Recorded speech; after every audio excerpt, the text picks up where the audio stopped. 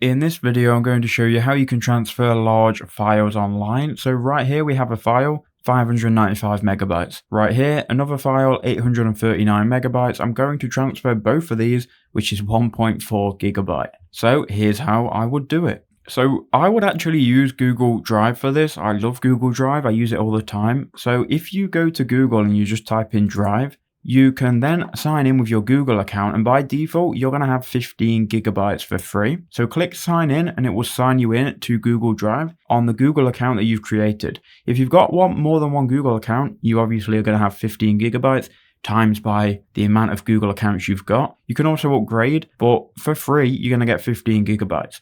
Now, once you're in Google Drive, go new, and I would just create a new folder if you're transferring files, and then I would call it, let's just say large files. You can call it whatever you want, and it's then going to create a folder which you can then double click on and access, and the folder will always be in My Drive.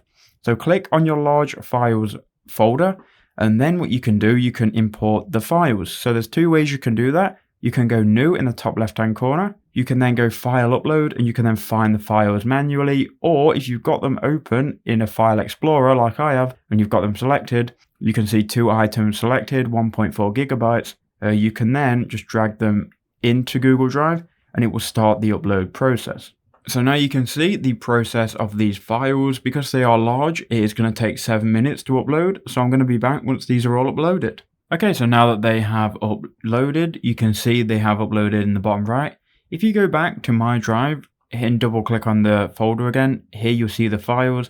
You can view the files here. You can also share the files. So if you wanted to transfer these to somebody else, or even if you wanted to log into your Google Drive on another computer and then download the files, you can do that. So all you would do is right click on your folder name. You can do this on individual files as well, but I'd just upload them all to one folder and share the folder. Then go to share, click share again, and you've got a couple of options here.